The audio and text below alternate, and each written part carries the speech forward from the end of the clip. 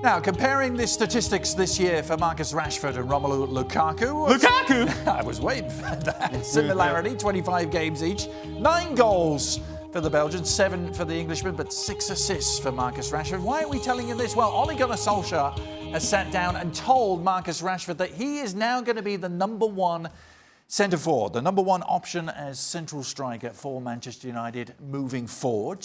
What do you make of it, Shaka? Well, a couple of things. One, I appreciate Solskjaer making big decisions. You just wondered if he was a placeholder, but clearly not. He's taking his role far more seriously and making big decisions as far as his team goes forward.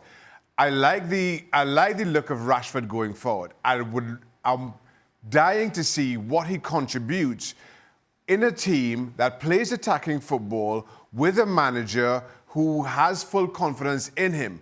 Because everything we've seen of Rashford so far, or of late for Manchester United, has been either out wide, hence the assists, and certainly under a manager that I don't think had the utmost belief in him. And I just feel that as a result, you never saw the best of Marcus Rashford for Manchester United.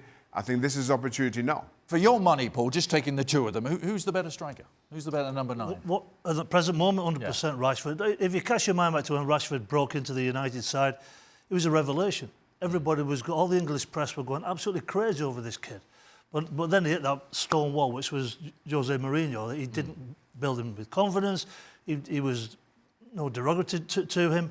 But when as Shaka says, when Solskjaer comes into the position, he's filled him with confidence. He's playing with mobility. He's holding the ball up. He's running the channels. There's a threat in behind. He's pulling wide. He's taking full-backs on. Great assist for Pogba's goal the other day. He's so disruptive to defences because you don't know where he's going to pop up. And I think when you see Rashford playing in this way, as an Englishman, it fills me with joy because this is the future for England and most certainly for Manchester United. It gives United a bit of a problem, though, doesn't it, moving forward? £75 million tied up in Lukaku, and if he's not going to be your number 1, where does that leave him? Yeah, well, it's a similar problem that you have with Chelsea and Alvaro Morata. Guys that you thought were going to be the answer and have proven not to be the case. Now, if you're Manchester United, I think you can look at it from the perspective of we invested in Romelu Lukaku. It did not work. But we have found ourselves and almost stumbled upon the idea of Marcus Rashford becoming the number 1. And if he's going to be the number 1, the only way that he is the number 1 is that if he's playing consistently. Not with the shadow of Romelu Lukaku. If Lukaku's going to be coming off the bench, so be it. If that's going to be a problem, then you have to move him on. Hasn't been as bad as the Morata situation, though, has it?